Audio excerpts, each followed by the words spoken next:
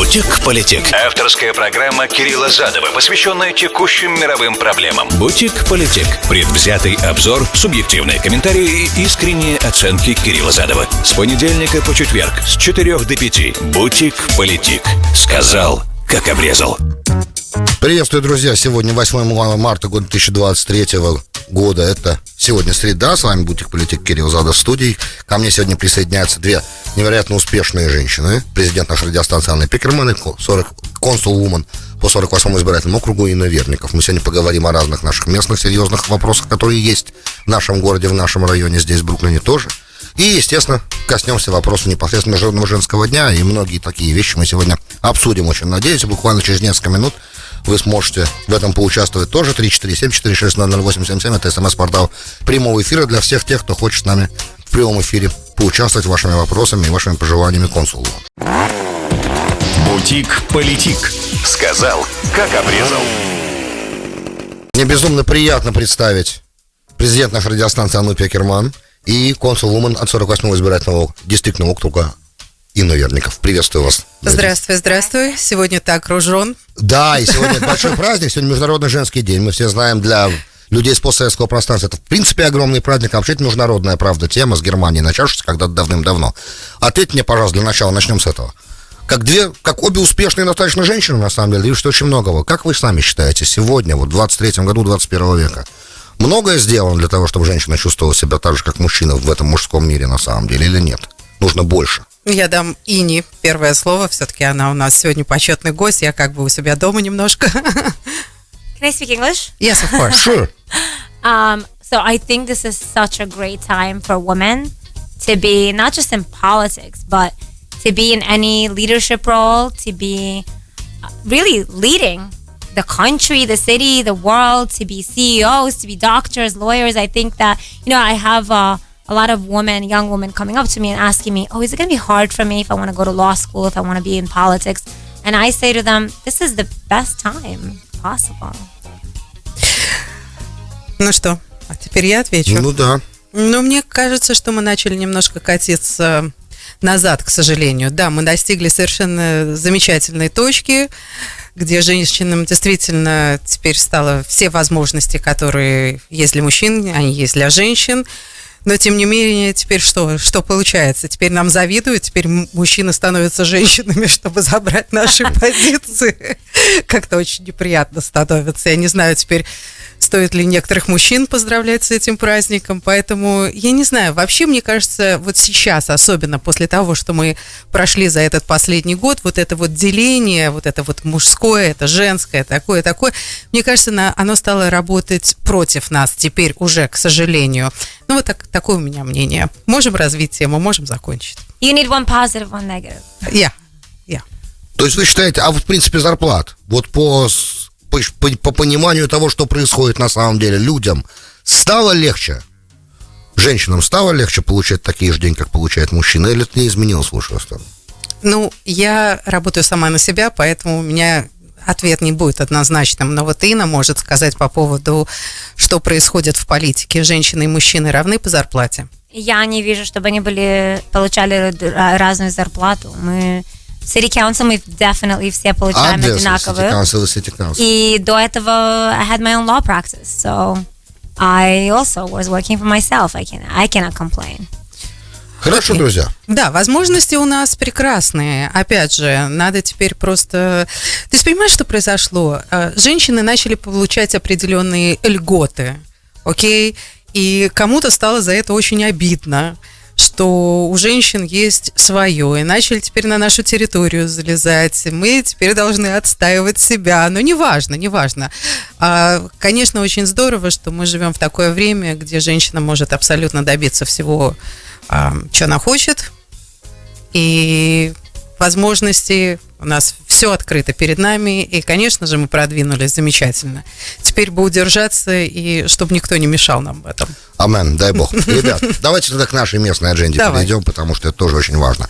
Ин, скажи, пожалуйста, я увидел невероятную новость, вчера, по-моему, на Фейсбуке на твоем увидел, насчет того, что 100 Neptune Avenue в итоге будет окончательно четко решено, что это не будет шелтер, это не будет убежище для бездомных, и при этом есть возможность того, что из этого получится почтовое отделение. Как это происходит? Как тебе удалось этого добиться? So, first of all, I wasn't the only one fighting for this. This was a community effort, a tremendous community effort that was taking place when I started running for office in 2021. I know that there was a tremendous community effort to make sure that 100 Neptune Avenue will not be a homeless shelter. And the reason we didn't want that to be a homeless shelter is because, first of all, it's right next to 3 different schools and a couple blocks away from Bay Academy. It's also smack in the middle of a residential neighborhood. And we also knew there was going to be a congregate men's shelter where there would be 17 men in one room.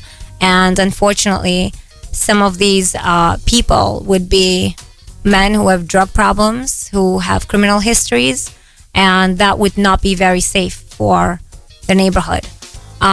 So after a long fight against this homeless shelter, we did get sort of a confirmation from DHS, from Department of Homeless Services, that this will not be a shelter. But, people don't really trust our agencies as much. And so there was always this anxiety about, well, maybe they'll change their mind. Maybe they will be a homeless shelter. It was very uncertain what that place is going to be. And so that's why in the last few days we announced that it's going to be a postal facility. And I think that kind of calms the anxiety that people had, because if it's going to be a postal facility, obviously it cannot be anything else. So it cannot be a homeless shelter. That's it. That story is done. Yep. So we don't know if it's going to be a post office. They're going to let us know. But in 2024, they're going to start construction of that place. So we'll find out soon if it's going to be a postal facility or postal office, but it will not be a homeless shelter. Congratulations. That's a huge one. That's like amazing.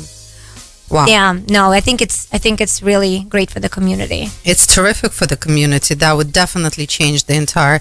Почему я перешла на английский язык? У нас есть правила. Мы говорим по-русски, но может говорить на любом языке.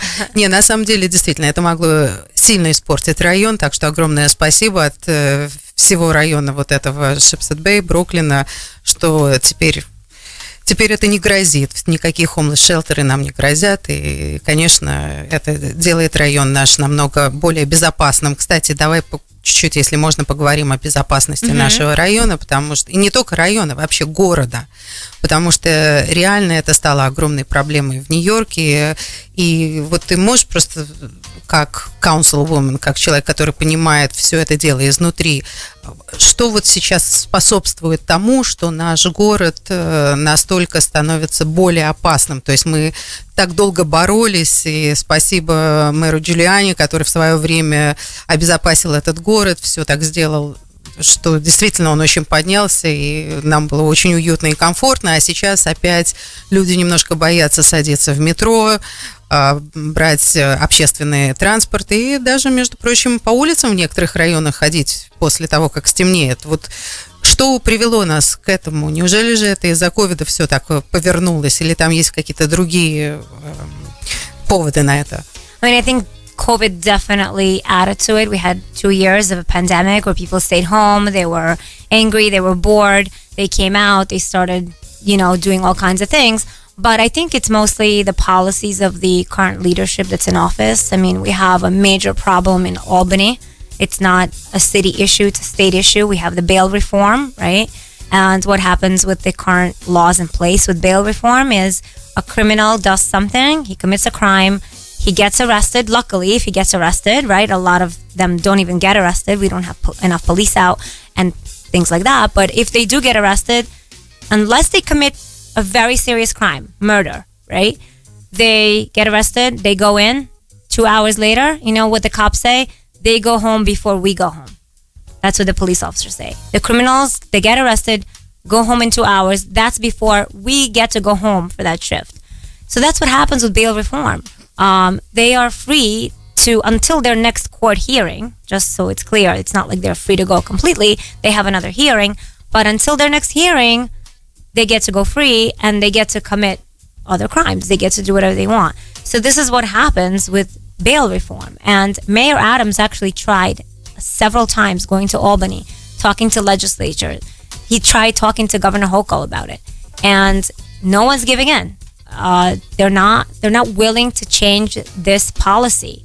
And then in the city, on the city side, we have district attorneys who are very soft on crime, who are, because they're politicians too, they're unwilling to make it tougher for criminals. They really make it easier for criminals and harder on the law-abiding citizen to be able to be safe. They're unwilling to prosecute a lot of crimes. For example, District Attorney Alvin Bragg, the Manhattan District Attorney, on day one in office, he issued a memorandum saying he's going to downgrade serious crimes to misdemeanors. Otherwise, you may make serious crimes into less serious crimes, right? So he really opened the door for criminals to come in and really do whatever they want. If there's no consequences or punishment, then there's no rule of law, right? So these are some of the problems that we have here. And I know that Mayor Adams is trying to do his best, but he can't do it alone. He needs partners. And then we have people in the city council who are trying to defund and demoralize our police.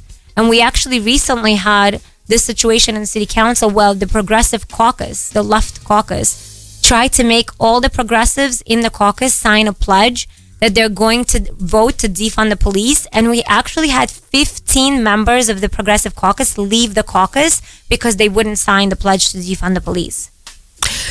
И скажи, пожалуйста, понятно, что все вот эти решения, они не улучшают нашу жизнь, то есть они реально ухудшают жизнь в городе Нью-Йорке. И наш мэр пытается с этим бороться, и я уверена, что он не один, кто пытается с этим бороться. Почему? Почему никто не может, никто его не слышит? Почему? Ситуация явно плохая. Почему ее никто не пытается исправить? I think they're out of touch. I think, I think we talked about this when I was here last time. And even though, Governor Hochul won the election against Lee Zeldin, you can see from their election results that they're so out of touch. The main issue that Lee Zeldin ran on was bail reform, right? Crime. And the people really felt that. And that's why so many people voted for him. He got more votes than any Republican. That's because crime was the number one issue in the city, in the state. And, go ahead. No. Я понимаю, что, к сожалению, но, опять же, they're out of touch, то есть они не в теме, прекрасно, понятно, они живут где-то далеко в апстейт Нью-Йорке, но есть полиция, которая имеет все доказательства, у которых есть статистика, есть мэр города, который очень понимает ситуацию, он в городе живет, он каждый день с этим имеет дело. Окей, почему никто не прислушивается к конкретным данным, к статистике? Это же факты, как их можно игнорировать? They don't think it's a popular position. It's all about votes for them. Whoa. So, we had all the candidates. A couple of years ago, we had a race for district attorneys, right? And all of the candidates were defund the police. And then suddenly they realized, oops, it's not a popular position. So they changed. Even former President Barack Obama came out saying, defund the police is out of touch. It's not a sustainable movement. You can't try to defund our police. That's not normal in a functioning society, right? So they realize they're out of touch with the voters. Just because a couple of protesters come out and yell very loud, let's defund our police, we hate them, they're all racist, that doesn't mean the majority feels that way. And I could guarantee you it doesn't. And if you go into the minority communities, they don't want to defund the police. That's where the crime happens. They need more police. And I talk to a lot of people of from all kinds of communities, the Black community, Hispanic communities. They don't want to defund the police. They want more police. Of course, we need reform. We always need reform. We could always perfect our system. And not every police officer is great, and there are problems. But in the overall, if we have this narrative, if we have this attitude that we need to get rid of our police, then that really ties their hands. And it demoralizes them, and they're not able to do their job. Окей, я просто хотела бы сейчас, перед тем, чтобы мы должны сейчас будем прерваться небольшую рекламную паузу, но перед тем, как мы пойдем на рекламную паузу, я хотела бы закончить с этой темой, потому что это действительно очень серьезная тема, нам нужны реформы, все это самое. Кто может помочь тому, чтобы это наконец-то уже произошло, потому что говорить об этом, говорить о том, что это не популярная политическая платформа, что, хотя я не понимаю, кто будет голосовать, кто голосует за то, чтобы это не произошло, кто поддерживает политиков, которые не заботятся о безопасности своих жителей. Вот поэтому мне тоже это немножко непонятно. Откуда эти голоса? Кто хочет, чтобы у нас был беспорядок и хаос в нашем городе и в нашем штате? I think it's really a minority of people. And what happens is in some districts, like the Bronx, certain areas in the Bronx, certain areas in Harlem, you have politicians running for office that have no competition. They don't have a Republican or conservative running against a Democrat. And the only ones you have running are lefty politicians, and they take it. They just win. That's the problem. I think the only way that this could change is for people to come out and vote the people that are doing this out of office. Конкуренцию начала создать. Окей, да. Но вот у нас сейчас будут выборы, то есть у нас выборы на носу. Что-то произойдет интересное, как ты считаешь, во время следующих выборов? То есть нам что-нибудь хорошее светит, какие-то перемены, наконец-то, которые все-таки начнут улучшать качество жизни нашего города и штата? So it's actually really interesting because we do have upcoming elections. In June, there's going to be a primary for city council. It's really just city council is the top of the ticket. There's no top of the ticket. There's no governor, there's no mayor. It's just city council and district leaders running. And we actually have about 6 seats in the city council that are open for Republicans, that are possible, ripe for Republicans to win. There's a seat in the Bronx. There's a couple of seats in Brooklyn. There's a couple of seats in Queens. 6 seats, that is a lot. That's big. I mean, if we could get 4 more seats, let's say, in the city council, it will really change. А что поменяется? Well, I mean, it's votes, right? We have 51 members of the city council. Right now, we have 6 Republicans. As I'm sure you know, Ari Kagan recently switched to Republican. We have 6. And we have something called a Common Sense Caucus, which is a caucus of Democrats, moderate Democrats, and Republicans. We have 8 people in that caucus right now. You add 2 people, that's a really nice block. I mean, we can really be kind of big game players in the city council. Замечательно. Надеюсь, что это произойдет. Я бы хотела его задать после рекламной паузы. Или это все еще по выборам? Потому что давай не будем менять тему. Если ты меняешь тему, то давай ее сразу начнем после рекламы. Хорошо, давайте после. Окей, спасибо. Бутик Политик. Сказал, как обрезал. Бутик Политик. С понедельника по четверг с 4 до 5 вечера. Сказал, как обрезал.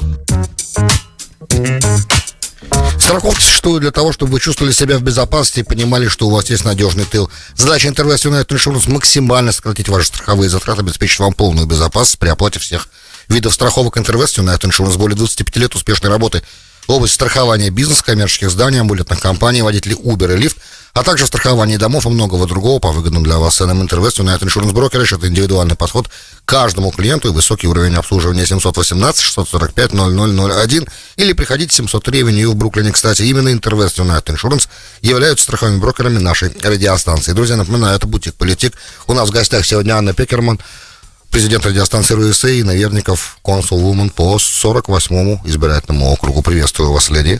Здрасте, всем еще раз тоже. Yes, да, и всем, кто нас слушает, всем женщинам. Мы хотели коснуться главного вопроса, на самом деле важного, вопроса антисемитизма. Инна, я знаю, что это специализация, на самом деле, у нас тут много. Стало значительно тяжелее за последние несколько лет у нас тут. Уже дошло до того, что когда я еду в Сити с ребенком своим, я говорю ему, что мы лучше будем в головных уборах, чем просто в кипах ходить по городу, потому что ситуация... Вот докатились, да? Да, что ситуация немножко стала странная, ощущение странное немножко в городе и не так безопасно, как это было раньше. Это правда? Очень правда. 300% rise in anti-Semitism in New York City. За какой период? This is statistics from last year. 2022, 300% rise in anti-Semitism. It's been rising over the last couple of years. И этот год еще поднимается. I don't have 2023, but yes, it's on the rise. 94% of all anti-Semitic hate crimes incidents are against identifiable Jews. So you guys, right? You're wearing a Star of David, you're wearing a yarmulke, identifiable Jews. We are only 2% of the population in America, and 60% of all hate crimes are against the Jews. It's more than all protected minority groups combined. Ну, для нас это удивительная тема, на самом деле. Это не первый раз в истории, не первая страна, где это происходит. Мы всегда говорили, что наша страна отличается, Америка. Она New Settlement Country с определенными библейскими установками. Как, по твоему мнению, возможно, что в стране, которая живет и верят в Бога, до сих пор подобные вещи происходят. Как ты сама понимаешь причину того, почему антисемитизм сегодня, особенно в Нью-Йорке, настолько сильно развит? Что помогает этому? I think it's because generally crime is on the rise, right? But then with social media and crime on the rise, it opens up the doors for people to commit crimes against the most vulnerable targets. So communities that they see are easy targets. And actually there was a study done by an organization that I was a part of called Legion Self-Defense. And they did a study. They asked people, which neighborhood, here's a choice of neighborhoods, right? Which neighborhood are you least afraid to go into to rob, steal, assault people? Got the Italians, the black neighborhood, Hispanic neighborhood, Jewish neighborhood. They gave them a couple of options. I don't recall all the options, but you get the point. Mm-hmm. Guess what they said? Yeah, right. Right? The Jewish community is the most vulnerable target because what we do is we write letters, we talk, we philosophize, but we are not seen as somebody who will fight back if you hit us on the street, right? And just not even on the street. If something happens on a college campus, discrimination, let's not make a big deal. Yeah, let's then not make a masquerade it on the scene. anti-Israeli thing also. Let's not talk about it. You know what? Like you just said, you're thinking about taking off your yarmulke. You know what? We're so scared to go on the train. Let's take off our yarmulkes. Let's take off our Star of David. Let's not be visible. It's such a wrong attitude to have, right? I'd rather you go and I'm sure you know self-defense, I think, maybe. I served in the army. Yeah, exactly. That's what I thought. So, but everyone, most people don't. And so I really encourage people, and we actually opened, I don't know if you guys saw, but I brought Legion, an organization that I was very involved with for a couple of years, and I actually did my own self-defense for 2.5 years. I brought them here to our district, and we have, the class is over 35 people. So, because Я думаю, что либерализация ношения оружия в нашем городе может помочь нам. Что нужно сделать для этого? Well, it's already happening. I'm going to have my gun license very soon.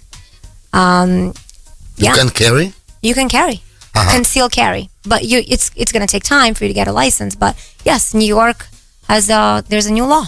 You can now apply for a concealed carry license, right? Ну, надо объяснить, почему. Или это, если человек И кто может получить такой? Все. Абсолютно все. As long as you're like, I think you have to be a certain age, right? Psychologically reliable, right?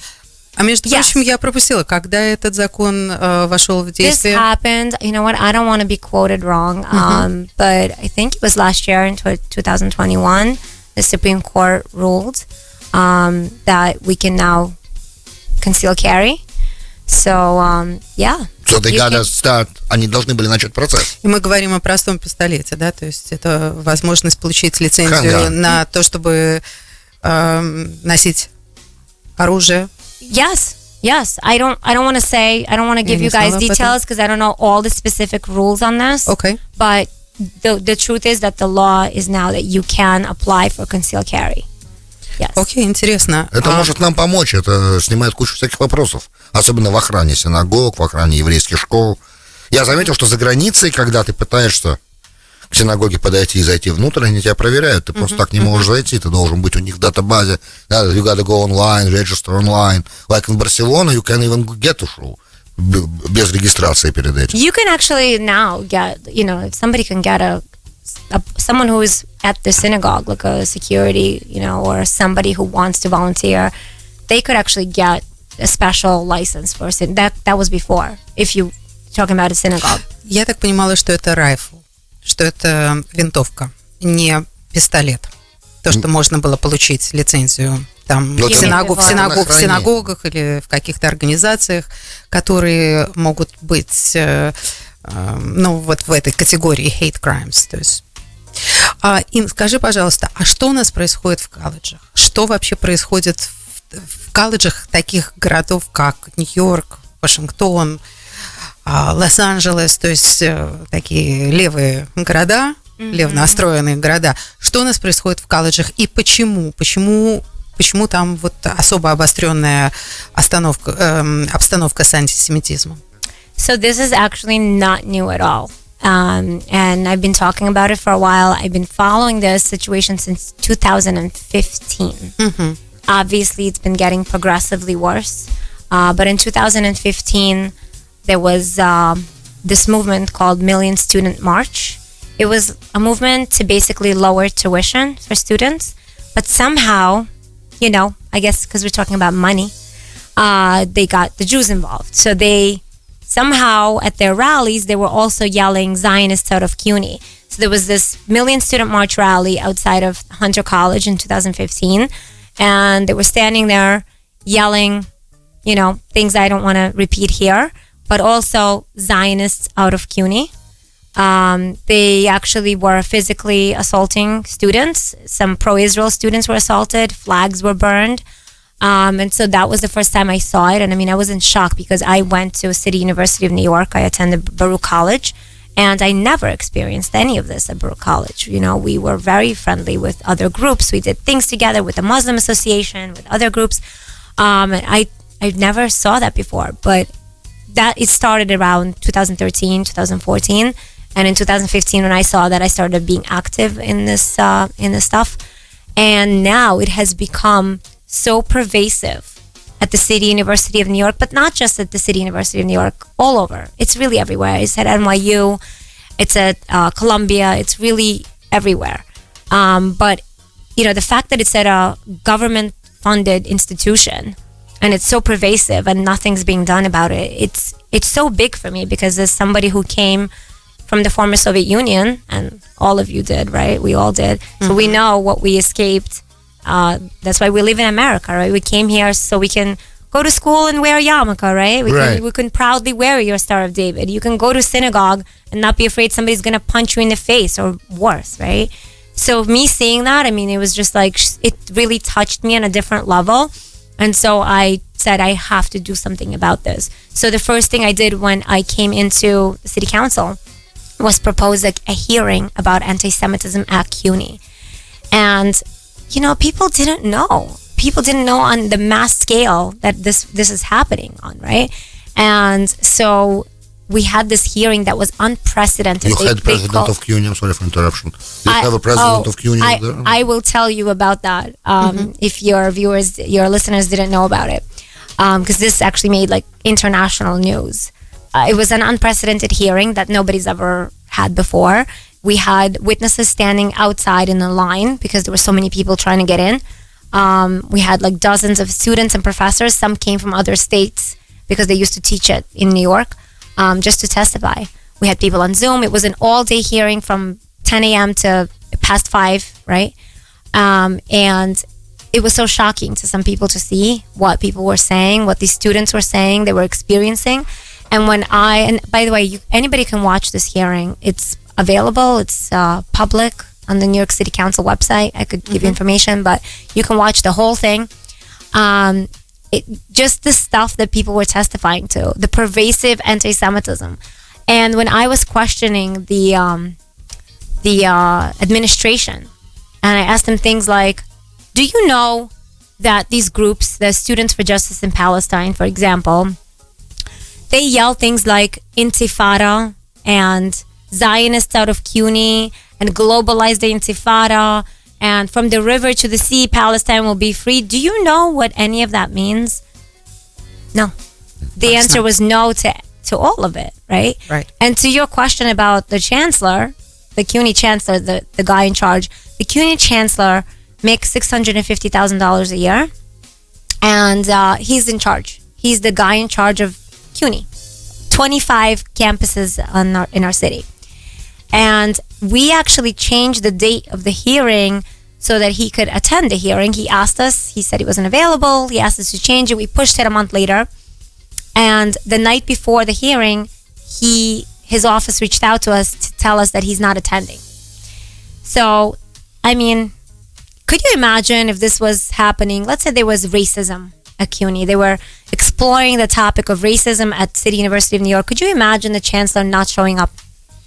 He'd be fired the next day. The board would remove him. He didn't show up, and the next morning, I made the chancellor the story. He was the story, not anti-Semitism at CUNY, the chancellor not showing up, which is perpetuating the anti-Semitism. Right. CUNY. Right. So, but then, I did a lot of work. We, with help, but a lot of media covered this topic, and there was so much pressure put on the chancellor. I know there was a lot of pressure put on him because he felt it. We had a meeting. We had a private meeting for 2 hours, and we're now actively working with the chancellor. And awesome. I'll tell you what has happened since I've been pushing for this. CUNY created a centralized portal where students and faculty can make a report anonymously or not anonymously and make a complaint about what happened to them. And then? That's what we are doing now. We are having our next meeting actually next week with all with those the chancellor. Reports and info. We want to know exactly, step by step. Mm-hmm. This is a long process, not going to be over time. But the fact that they put money into creating a centralized system, this is something that's never been done before and was done only because there was all this pressure and all this, public exposure and all that. This is big because now there could be a record. There was no record. When we asked how many incidents, we don't know. What happened? We don't know. They didn't know. They didn't know what was going on in their own campuses. No, right? and there's no responsibility. And by the way, a lot of this is not anti-Semitism on the administration part. It's incompetence and ignorance. Like the same thing with Conneryson yesterday. It was a poor day. Exactly. Tell us about it a little bit. It's like для тех, кто в Мидвуде есть бизнес-дистрикт большой на Авеню М. Это самая занятая улица, которая есть в Мидвуде по кошерным магазинам и разным другим местам, где люди просто закупаются продуктами. И в такой день, как Пурим, когда невероятно большой трафик и так, оживление, много машин, и всегда в день большого шопинга так, они устроили, там Коннелисон устроил ремонт, они перекрыли Авеню М, правильно я понимаю?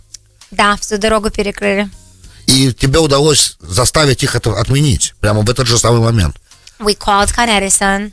We said this is very insensitive. It's Purim. It's the busiest day on that street. That is the busiest street Там и так-то сложно in the ехать. Jewish community.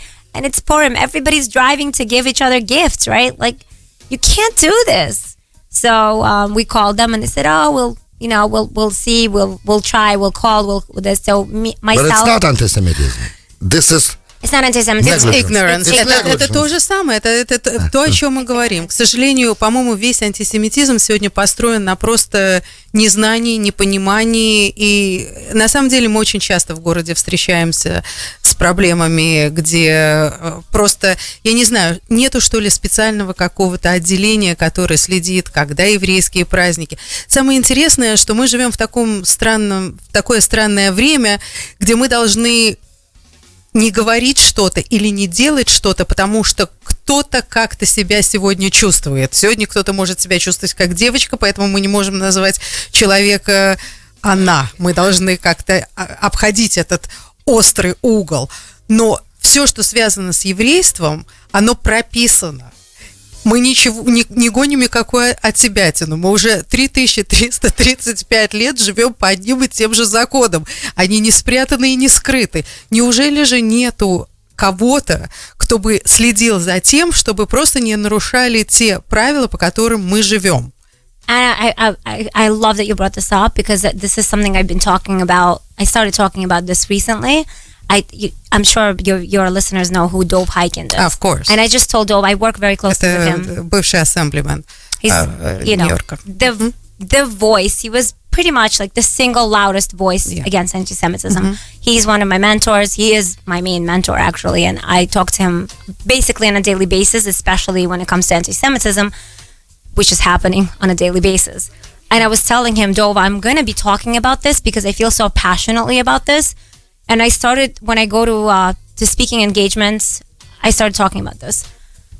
The problem that we have in our community is that enough Jews do not come out to speak up and stand up for their own civil rights. And whenever we go to a protest, like we just did for Blake Zavatsky, the guy that was assaulted in Bay Ridge for wearing an IDF hoodie. This is a case that, kind of I've been on top of from day one. The mothers came to me. We've been fighting to make sure that there are consequences. This case made international news. We were standing outside of the courthouse just like a month ago, 2 months ago, protesting, making sure that there's that the DA, well, the DA actually in this case was pretty good. He made sure that there are charges filed. We didn't have an issue, but we were standing outside the courthouse making sure the judge actually does the right thing. And there was like 10 of us, maybe 12. And this happens like every time we come out to fight for our civil rights.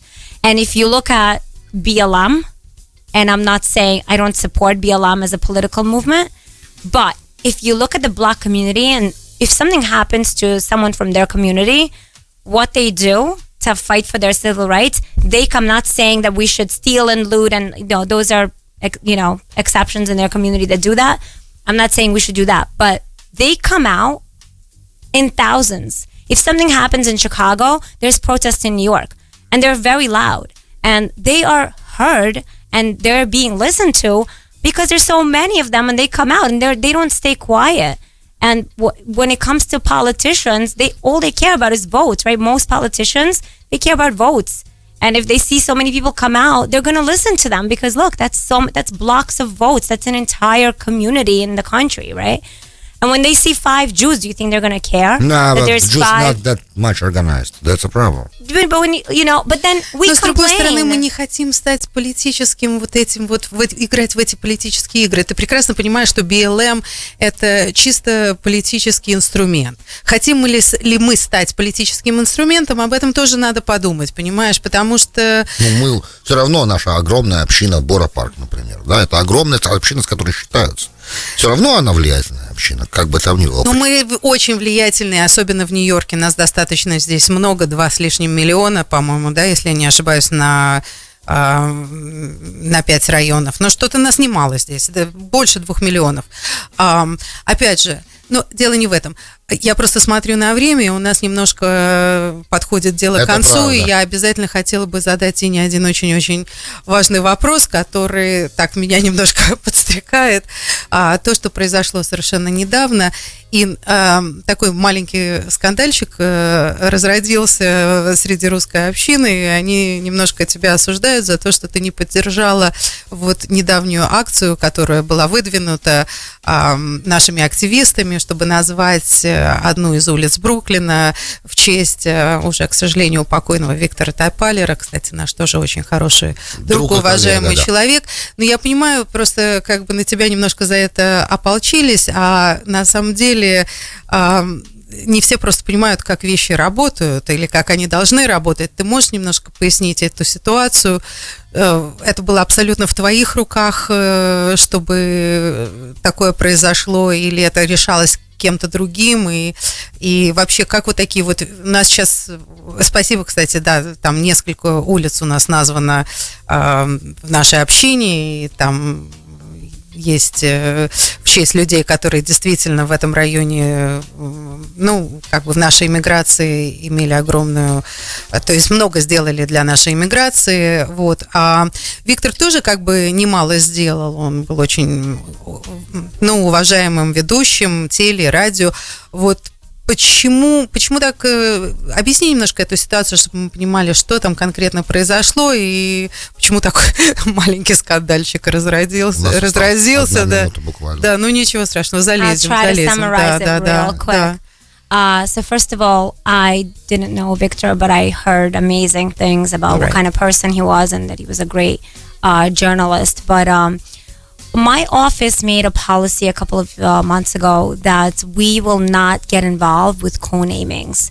That's because we did that once, and it was a very contentious issue. When it comes to co-namings, people get very emotional, and this is really not for me alone to decide. This is an issue for community board. It's a little bit inaccurate to say that I was against it. Well, it's actually completely inaccurate to say that I was against the co-naming. I simply passed it on to my community board. There are 30 people on the community board, and they deliberate, and they have certain requirements. For example, somebody had to live in New York City, somebody had to do community service for New York City. That is up to them. Виктор жил в Нью-Джерси, если я не ошибаюсь, да? So I decided that I'm not going to make that decision. I'm not smart enough by myself to decide these things, and that's a policy that I made for all co-namings. I'm going to pass it on to the community board, and like I said this to the community board. that I'm going to give it to them. They will deliberate. They will have their arguments. It's public hearings. Everybody can listen. And then they take a vote. And I tell my community board, whatever you decide, I will happily support. For this particular co-naming, for any co-naming, but for this one particular, if they decided to vote yes to support this co-naming, I will gladly stand on the street with them. I will have press there. We'll have a ceremony. I will gladly support it. If they don't, then I won't do anything. It's just something that I should not be deciding alone. The community board should do that. Я абсолютно с этим согласна. Но как один человек может решать такие вопросы? Действительно, это должно быть коллективное решение. But you have situations where half the community wants a co-naming and half doesn't. I'll let them decide. Понятно. Окей, спасибо огромное за это объяснение и вообще за эту передачу в целом. Нам всегда очень-очень приятно, когда ты к нам заходишь. Мы с удовольствием бы почаще заходить. Да, пожалуйста, You got it. I'm happy to be with you guys. It's such a pleasure. And happy Women's Day. Да. Спасибо большое, друзья. Спасибо за все, что ты делаешь. Ты действительно делаешь очень-очень много для этой общины. 1,5 года уже прошло, а я получаю твои пресс-релизы, это очень-очень impressive. Так что спасибо огромное. Спасибо. И давай продолжай. Все здорово. Спасибо большое. С нами была консул Умны Инной Верников 48-му округу и президент радиостанции RUSA Анной Пеккерман. Это был Бутик Политик. Спасибо, друзья, что были с нами. До встречи завтра. Спасибо тебе, Кирилл. Бутик Политик. Сказал, как обрезал.